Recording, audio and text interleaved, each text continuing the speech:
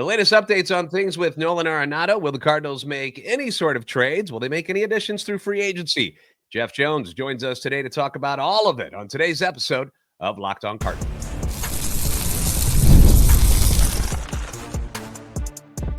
You are Locked On Cardinals, your daily St. Louis Cardinals podcast. Part of the Locked On Podcast Network, your team every day. Hey there, Cardinals fans. I'm JD Hafford, and I'm your host for Locked On Cardinals, part of the Locked On Podcast Network, covering your team every day. You can follow me on Twitter X at JD Sports Radio. You can also follow the podcast at LO_Cardinals. I do want to thank those of you who make Locked On Cardinals your first listen every day. We're free and available wherever you get your podcasts. We're also on YouTube. Like, subscribe, comment, and hit that notification button so you know when the new episodes are posted. This is a show that serves Cardinal Nation and gives the best fans in baseball all of the info about the birds on the bat. Today's episode brought to you by Gametime. Download the Gametime app, create an account, and use the code LOCKEDONMLB for $20 off your first purchase. Jeff Jones, who covers our beloved Cardinals for the Belleville News Democrat, joins us here today. Jeff, how were your holidays? Did Santa treat you well this year? The holidays were good.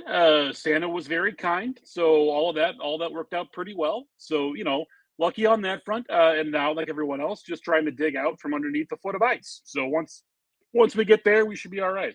Are you a shovel or are you a snowplow guy? I shoveled. I can't justify buying a blower for the one time every 2 years that we need it, right? But boy, did I really want one on what I guess Monday morning when I started to dig it out. That would have been a nice day to have a blower. But yeah, you know what? You always think about it. You're always on the app like, should I just hit the button and get one? Should I get one order? But I'm like you, and I end up running out and getting like a new shovel for like $30. Yeah, me and the Costco shovel huffing and puffing up the driveway. So.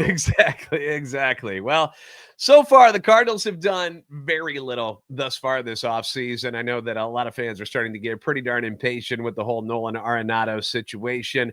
When the Houston Astros trade got vetoed by Nolan, I wasn't exactly shocked about that, just because they weren't one of the teams on the reported list of places Nolan preferred to go.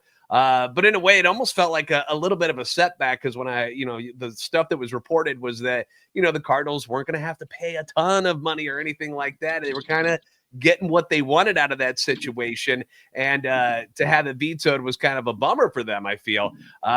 And it was a setback to really getting this whole reset thing started. And now here we are, a week into the new year, and Nado's still here. Helsley's still here. Contreras and Gray are still here. Matz, Fetty, Mikolas, they're all still here. This feels like the worst reset in the history of baseball. Not a whole lot has changed from last year outside of Goldie, Gibson, and Lynn walking away. So do we have any updates on what's going on with the Nolan Arenado situation and what's been the hang up so far? Yeah, I think that it's probably fair at this point to assume that he and Alex Bregman are sort of playing off of each other in terms of what the market looks like and what that availability looks like. The scary thing would be if you're the Cardinals, we've seen Scott Boras kind of get to this point in the winter with his clients before, who maybe haven't gotten the kind of offers that they were expecting to get or that they thought they might get. And just sort of take that guy into spring, right? And maybe sometimes even into like March in spring. And while we've seen it backfire with pitchers, Jordan Montgomery comes to mind. With position players, I don't know that we necessarily have an example of one where it didn't really work out all that well, unless I missed one off the top of my head, right? So if you're the Cardinals, I think the concern would be if Bregman doesn't sign, until into spring, then what does that mean in terms of Nolan Arenado? I do still think they will get a deal done. I do still think that it will get done before spring training, so sometime in the next 3 weeks or so. I do think that's the case, just because they are so far down the path with this one that it's just so difficult to imagine winding it back at this point, especially given the particulars of the situation, right? I think the reporting has been pretty clear that Nolan Arenado has not asked for a trade, but it sort of understands the situation and is definitely open to one. All of that is to say that I don't think that anybody, up to and including Nolan and the Cardinals and anybody else, really wants to go through a full season, a half season, whatever, of Nolan just sort of kicking at rocks at third base while the team sort of struggles to make that fit around them, right? I don't think anybody thinks that's to anybody's benefit. And so to me, all of the incentives still point toward getting a deal done and figuring it out, even if it's not on the ideal terms that maybe the Cardinals would have wanted at the start of the winter, or even as good a terms as they thought they were going to get from the Astros. The one thing I'll say that, to sort of head this off, when you read about Arenado and the Red Sox, a lot of the conversation from Boston seems to be based around the idea that Masa Yoshida would be a guy who the Red Sox would maybe want to offload in return in that deal. And I understand the logic. It's a big contract. It's a big Chaim Bloom signed contract in particular, so you can sort of see where that might look like the fit. The Cardinals had some interest in Yoshida, the winner that he signed, at nowhere close to the number that he signed for, which I think it's fair to say they've been vindicated on to this point. That does not strike me as a fit at present for any number of reasons. They obviously want to see what Newt Bar Walker look like in the corners. If you add Yoshida to that, where does he fit? Is he a DH? Where are those bats going to come from? But also, and I think this is kind of an underrated part of this conversation, and one that folks should keep in mind. I think the Cardinals would like to have this cleared up before Chaim Bloom takes over. By which I mean, I think the Cardinals they don't want Arenado languishing. They don't want a bad contract they took back in return languishing, right? They don't want that to be front of mind for folks over the next 1, 2, 3 seasons. And so the idea that they would take back a player like Yoshida that has a lot of term on a contract, that doesn't square for me unless you were talking about, say, a 3-way deal where he got spun off somewhere else. Maybe in that circumstance, but as far as that being sort of 1-for-1 or Yoshida plus a prospect for Arenado, if that happens, I think it means that the Cardinals really did not have any other options and prioritized just getting it done over anything else.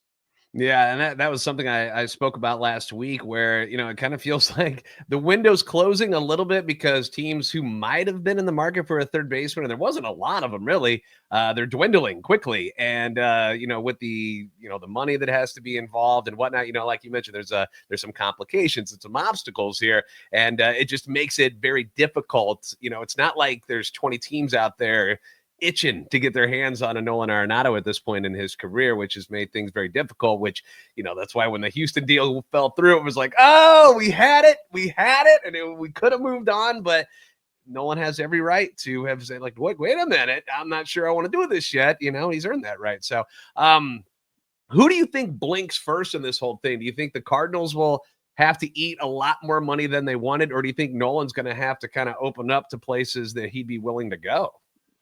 Yeah, I'm not entirely sure that I would talk about it in terms of who has to blink, right? Because I do think it's more of a collaborative process in terms of sort of everybody understand. And like, I don't have a reason to view this as adversarial between Nolan and the Cardinals at the moment. I think it's much more collaborative, right? It's like, okay, where can we go together? Now, I do think that there might have to be, if not a reconsideration of where his preferred destinations look like, there might have to be a sort of like dawning realization of the reality, right? Like, if there was any part of Nolan that was still holding on hope for the Dodgers or the Padres, he probably needs to let that go. If there was any hope from the Cardinals that they were going to get a team to take on, 80% of the deal, I think the Astros were going to take on 75% or something. It might be time to sort of approach, okay, is it time for the Cardinals to let that go? And what does that mean? Right. So, yeah, I do think that there will have to be, from both of those parties, a little bit of kind of squaring to the reality of the situation. But I wouldn't view it as a sort of adversarial situation yet. I still think that it probably is a situation where everyone is kind of working and pulling in the same direction. All right. Well, we're going to talk more about the starting rotation next, because there hasn't been any movement really there either, outside again of moving on from Lynn and Gibson. So we'll talk possible trade scenarios, if you will, with Jeff Jones coming up next on Locked On Cardinals. Did Rocket Money help you find any subscriptions that you forgot about or that you were paying twice for? Because that definitely has happened to me and some of my coworkers. We had a few subscriptions. We've talked about this, that you don't realize how many little things that you've signed up for, and a lot of little things adds up to more and more money not in your pocket. And Rocket Money made it so easy for us to track them all down. It's like having a personal assistant for your finances. Rocket Money is a personal finance app. It's going to help you find and cancel your unwanted subscriptions, monitors your spending, and helps lower your bills so that you can grow your savings. One that I just noticed the other day was I was paying for some ringtone app or something still. I was like, what? I don't even use ringtone. So yeah, it brings everything together in one place, whether it's subscriptions, your spending habits, or even the goals you want to hit this year. Rocket Money, they've got you covered. It's over 5 million users. They've saved a total of $500 million in canceled subscriptions, saving members up to $740 a year when using all of the app's premium features. The subscription tracker is what it's called. I've used it to cancel services that I wasn't using anymore, and I've saved a ton, and I believe you will too. So cancel your unwanted subscriptions and reach your financial goals faster with Rocket Money. Go to rocketmoney.com/lockedon today. That's rocketmoney.com/lockedon. rocketmoney.com/lockedon.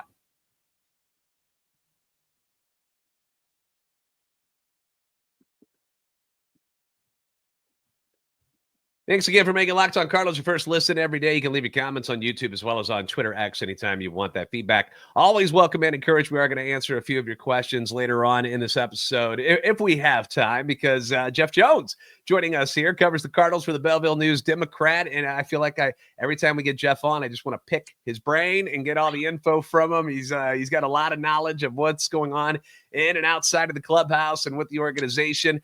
I want to talk about the starting rotation now, Jeff. As of today, Sonny Gray, Eric Fetty, Miles Mikolas, Steven Matz, Andre Palante, Michael McGreevy, pretty much the top 6 guys that going into the season seem to be the rotation dudes. In your opinion, how likely is it that one or more of these guys get traded away at some point before spring training? I do think it's reasonably likely. I think the Cardinals would like to trade Steven Matz. I think the Cardinals would like to trade Steven Matz and then sign Kyle Gibson to fill that rotation spot. I think they would like for that to happen. What does that look like in terms of how it interacts with the Arenado deal and the money that they need to send out and what all that looks like? I don't know. I suppose we'll see how that plays out. But I do think that is, for them, ideally what they would like to do and leave some sort of opening in terms of a competition. Because even then, I think that the top 5 is relatively set, but I think if the Cardinals go into spring and Michael McGreevy pretty clearly outpitches, especially Matz, but maybe Mikolas, I don't know that they would be all that hesitant to sort of make that change there and maybe some one of those other guys in the bullpen, just because, I think if we're to believe that they're telling the truth and being open about how they feel about development and opportunity this season, then that sort of makes a lot of sense to me. We'll see. It's hard in baseball to make those kinds of changes around veteran guys, and it's one thing to say that a team plans to do that, and it's something else entirely to actually execute those changes. So we'll see what that looks like in terms of just sort of a practical, okay, who are the 5 when the season starts? One of the names that people are obviously excited about on the positive side of things for the Cardinals is Quinn Mathews, who had this incredible year in the minor leagues last year. What do you think it would take to see Quinn Mathews actually make the opening day roster? I guess it would take him just sort of balling out in spring, right? Is that, if he pitches, what would even be a lot? If he pitches 15 spring innings and strikes out 25 guys and allows 1 run, then I guess we're having a conversation, right? Other than that, I don't get the sense that there is a lot of desire to really push in spring, just because there's not a lot of upside to that, right? At the same time, I wrote a predictions column last week because that's what you do when it's the first week of January and the team's not doing anything. It's fill up some space, and I did write that I thought that Quinn Mathews would make his major league debut before May 1st. So even if he doesn't break camp with the team, it's not at all hard to imagine a scenario where he gets an early season call up. Because again, all of these conversations about the rotation and where these guys are going to pitch all assume that every starter gets through spring healthy. And I don't know when the last time is that the Cardinals had, or any team got to spring and had all of their starters get through healthy. It sure doesn't happen often, right? Even last year, the Cardinals, it was small, but Sonny Gray missed, 2-3 starts at the start of the year. There's always something. So it would not necessarily shock me if, as I know people have said many times, sometimes these problems resolve themselves, and it would not necessarily blow my mind if that were to happen relatively early in the season. Yeah, and I think one part too is I wonder how much pressure the organization is under with trying to give something for the fans to be excited about, because obviously the fan base is like, dude, really, this is what we're doing? This is boring. We don't like it. And one of the bright spots in the organization that's close to being a major league player is Quinn Mathews. So I wonder if there's part of them it's like, should we do it? Kind of the way Jordan Walker was, where I didn't think he should have been on the roster that first year at all, and was shocked that he was put up there. But it seemed like they kind of bent to the whim of, hey, this is kind of exciting. This is kind of cool, and fell for that, and then ended up having to ship him out anyway. So didn't work out so well then. And I'm a conservative guy, so I would stay on the safe side of things, and I'd let him kind of, work his way up through Memphis again this past year. Because it's not like when he was at Memphis, he was as good as he was at AA or anything like that earlier in the season. Like, he had some adjustments to make at that AAA level where the numbers weren't quite popping off the page the same way. A guy that I haven't heard much about, and maybe you've heard more than I have, but do they have any sort of plan with a Zach Thompson this season? Because he's a guy that, we've seen obviously up in the major leagues a couple of different times, former first round pick, and he feels like he'd be a nice swing man as well if somebody like Steven Matz got dealt away. Have you heard about any sort of plans with what Zach Thompson might be for this team? So I actually asked about Zach Thompson at the winter meetings, just because I was under the impression that he was out of options and that would create kind of a challenge with the roster. He's not. The Cardinals applied for and got a fourth option year on Zach Thompson. There are a lot of convoluted reasons they were allowed to, but what it boils down to basically is that in 2019, he missed being a pro for 3 months by like a week.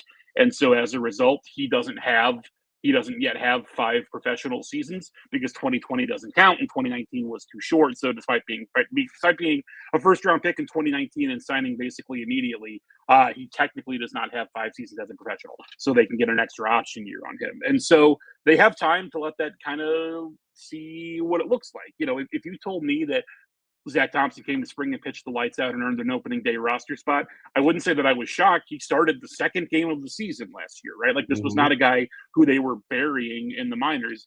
At the same time, I don't think he got any real consideration for a call up after he got sent down in April last year. Like, I think he had really kind of fallen off their radar. That's a combination of the results just weren't there in the big leagues, nor were they really there in AAA either, to be honest. I know that there was some body composition stuff they were working through. Thompson came into spring last year having lost like 25 pounds. And was that good? Did that put him in a spot where maybe he wasn't generating the kind of push that he's used to, and kind of put him behind the 8 ball a little bit? So I guess the thing to say is that he has time to pitch his way back into having a role. But right now, I don't really know what that role would be, because he's not like the number 6 starter. He's probably not the number 7 starter. Is he like the 4th lefty out of the bullpen? Right? Like, that's not really a good path to the big leagues either. So I think with Thompson, it's going to be a matter of show up to spring, pitch, and if he gets guys out, they'll figure out a spot where he fits. All right. We're going to talk about bullpen stuff, specifically bullpen. Are the Cardinals in the market to actually add a veteran piece to that bullpen, and who are some of those names that they might add if they were inclined to do something like that? We'll talk about it next with Jeff Jones on Locked On Cardinals.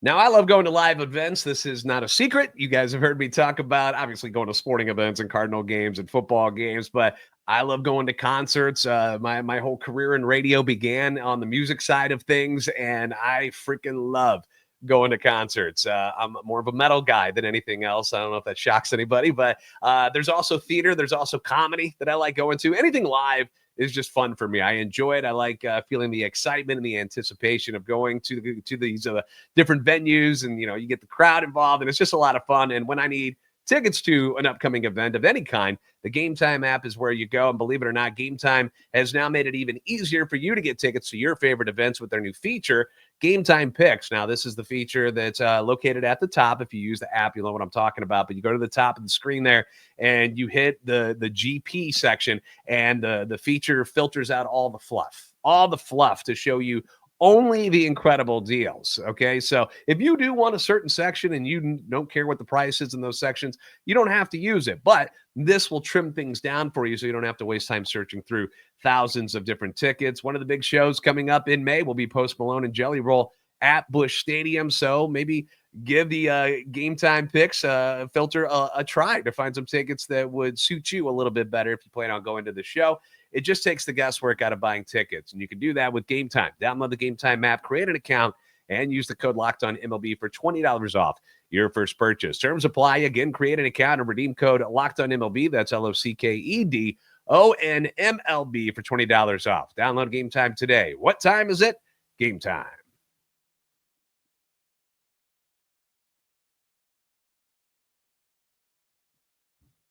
Thank you again for making Locked On Cardinals your first listen today. For your second listen, find Locked On MLB with our baseball guru Sully, hosting the show with a daily blend of humor. Of course, baseball's involved as well, giving you all the updates on what's happening during this offseason.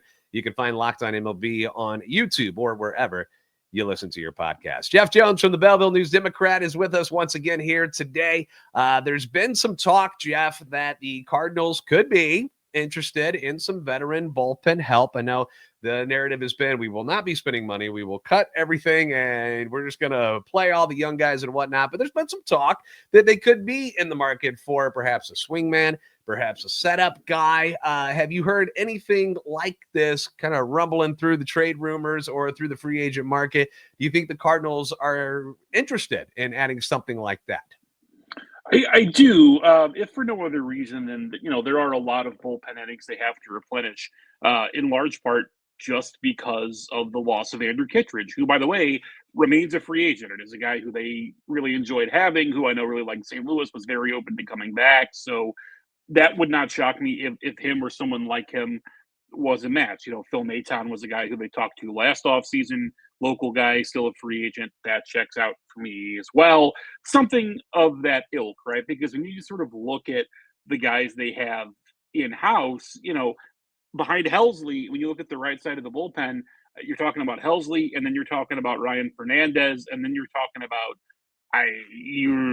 Kyle Leahy, right? Gordon Graceffo, if he has a kind of spring that could be interesting. But it's not – there are guys there who they want to see more from. They want to see what Leahy looks like over a longer stretch. They want to see, is Chris Roycroft a guy who can pitch 60 innings in the big leagues, right?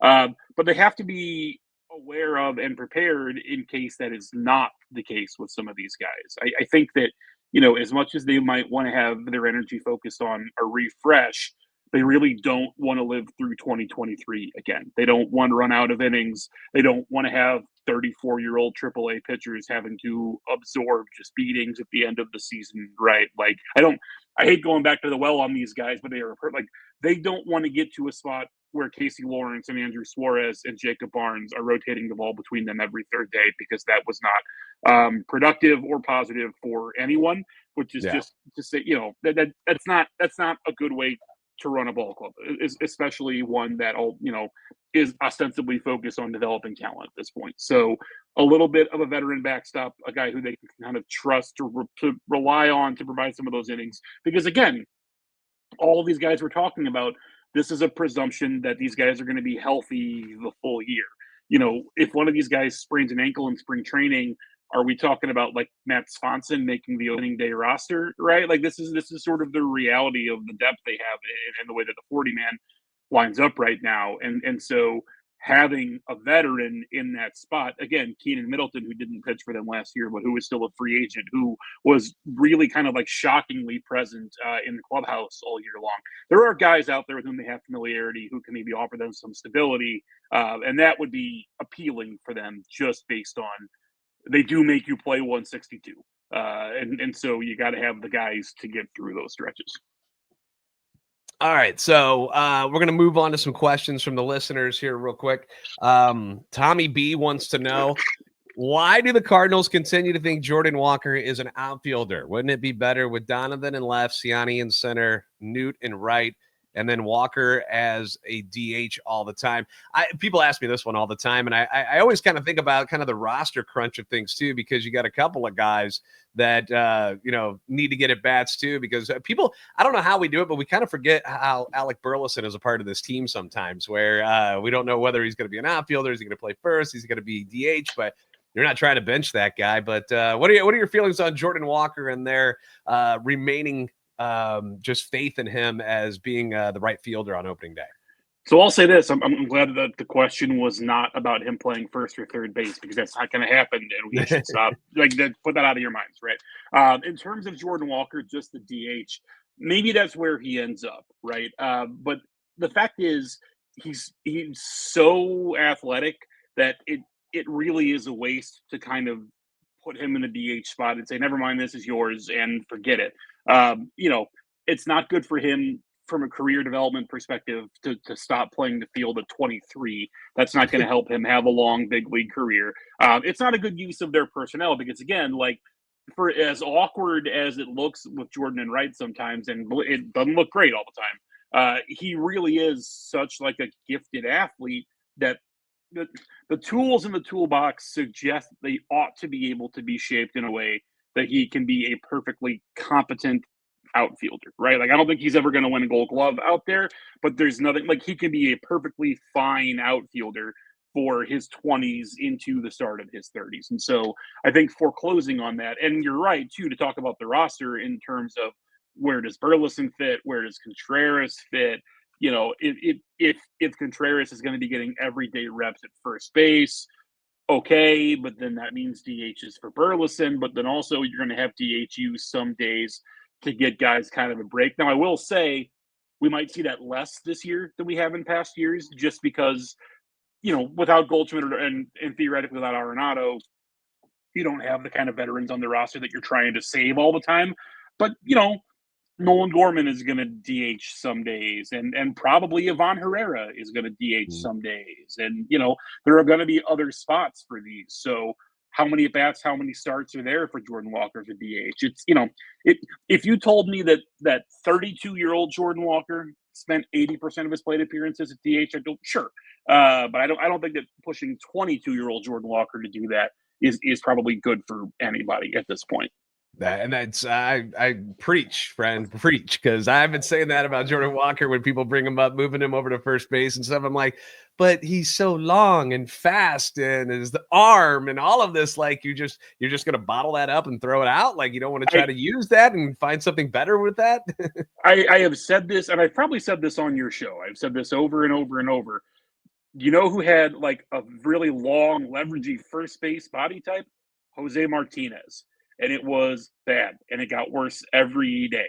Being that shape does not guarantee that somebody is going to have the kind of athleticism and the instinct necessary to handle first base, especially if Jordan Walker could handle third base, right, they wouldn't have moved him off of third base.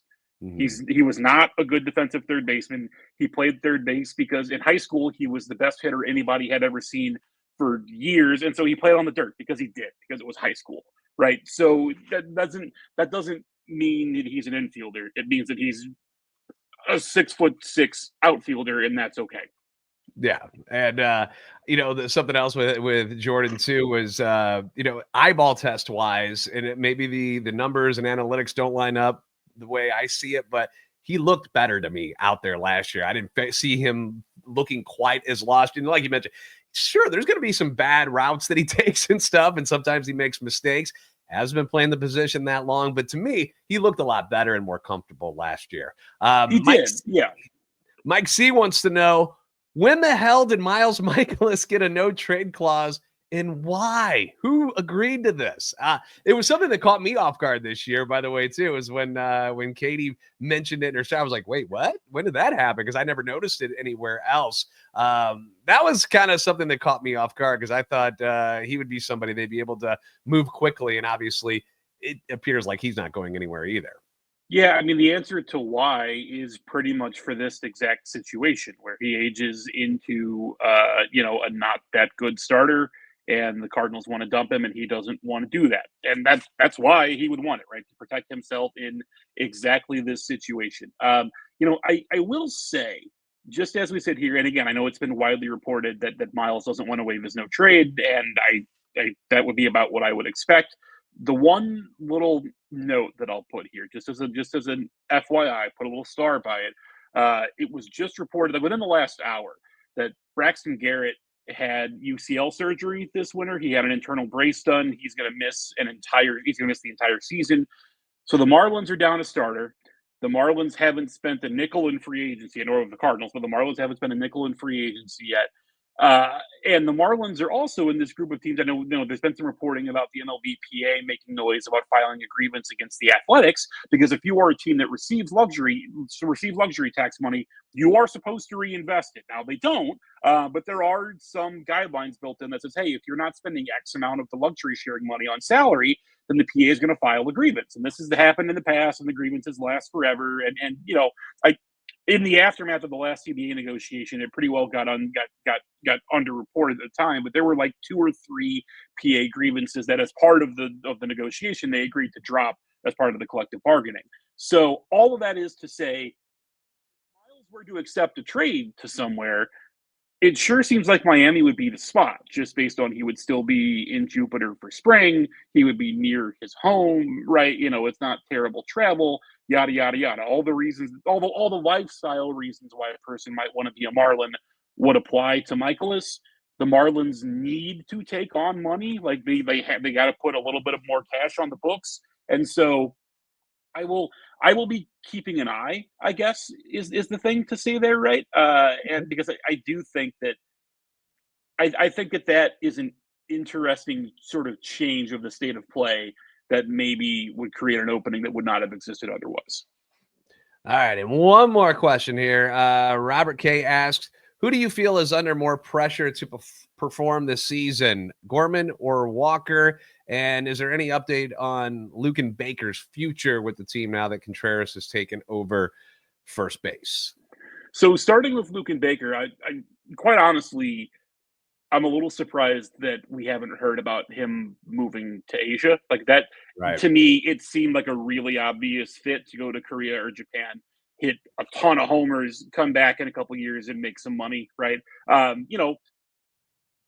Married, they just had their first baby. There are a lot of like lifestyle reasons, again, that maybe he wouldn't want to move to Japan or Korea right now. So maybe that's not really in the offing for him. And if not, then not. And if that's the case, then, he's probably the first baseman at Memphis. Maybe he's on the bench in St. Louis if the bench works out in such a way to where they just sort of need some guys there. It's not, I don't fault him for it, but they clearly don't see a lot of like long-term future with him, because he kind of in his big league exposure has kind of looked like what he is, right? Like a guy who mashes a ton of AAA homers, who takes advantage of mistakes in the minors that don't get made in the big leagues, and the pitchers in the big leagues that he gets kind of chew him up. And he has so much raw power that he will run into one once in a while, but it's not likely that he's going to make enough contact probably to sustain, at least right now, kind of given where his swing is at.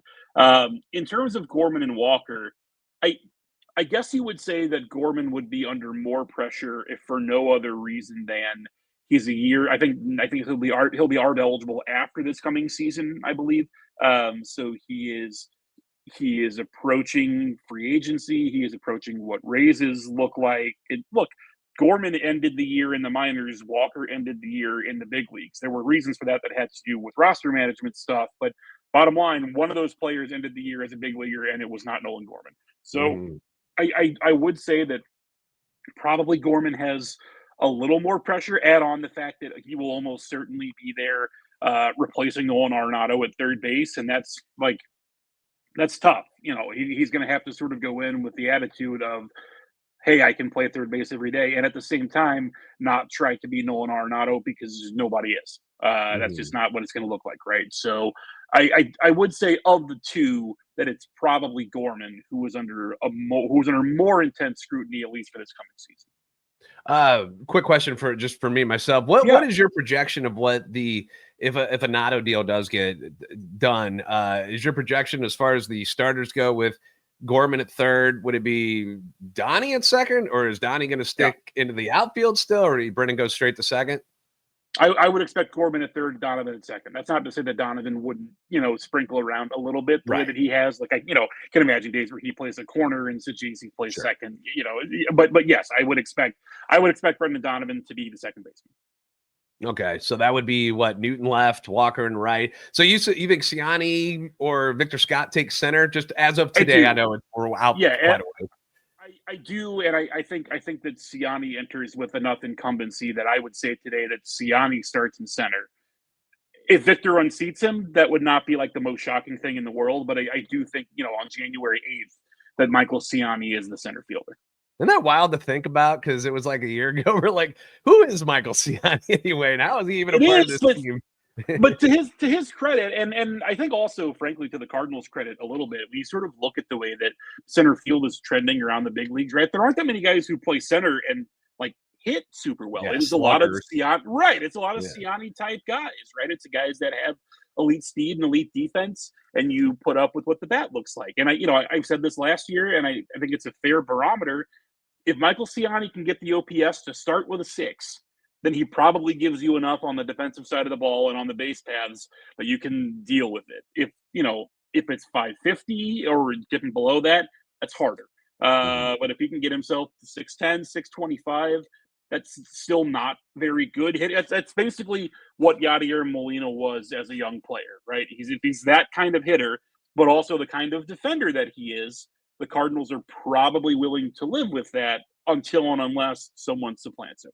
Yeah, and I don't want to get it wrong. I've been a huge Michael Siani fan since he joined the team last year. I loved his game and stuff, and I felt really bad for him because it looked like the offense was coming around, and then he suffers the injury, and it sets him back, which was a bit of a bummer. But all right, well, we're going to wrap things up after that. Jeff, as always, dude, you are awesome. Thank you for jumping in here today and hanging out with us. Make sure you guys check him out at the Belleville News Democrat. BND.com is where you guys can sign up and go look and read Jeff's work. Obviously, you can find him on Twitter, X as well. It's JM Jones, at JM Jones. So make sure you give him a follow. Always up and updating us with everything going on Cardinals. I appreciate you, buddy. Yep. One last thing I'm going to plug real quick. The St. Louis Baseball Writers Dinner is January 19th. That's Sunday of winter warm-up. Tickets are on sale at stlouisbbwaa.com. It's going to be a ton of fun. Ozzie Smith, Mason Wynn, Brendan Donovan, Tony Vitello, if you're a college baseball guy or a local St. Louis baseball guy or want to just stick it to Mizzou for having not hired him. The 85 Cardinals will be their VIP event this year as a Q&A with Vince Coleman and Todd Worrell. So if you're a Cardinals fan and you're local, you owe it to yourself to come check out the Baseball Writers Dinner at least once. And we have tickets on sale now. Do we have to wear a tux? It is a coat. I believe it's I don't know if it's I think it's coat mandatory, coat encouraged. Maybe wear a tie. You don't have to wear a tux, but it's at the Missouri Athletic Club, and we don't want them to punch you out for not being fancy enough at the door. So a little spit shine will do everybody a little bit of good. All right. Proper attire is necessary. All right. Well, thank you, Jeff, and thank you guys for making Locked On Cardinals your first listen every day. If you haven't already, give us a follow as well on Twitter, X at LO_Cardinals and at JD Sports Radio. Like, subscribe on YouTube, help our channel, and love for the Cardinals grow. You guys are the best fans in baseball for a reason. We'll see you next time on Locked On Cardinals.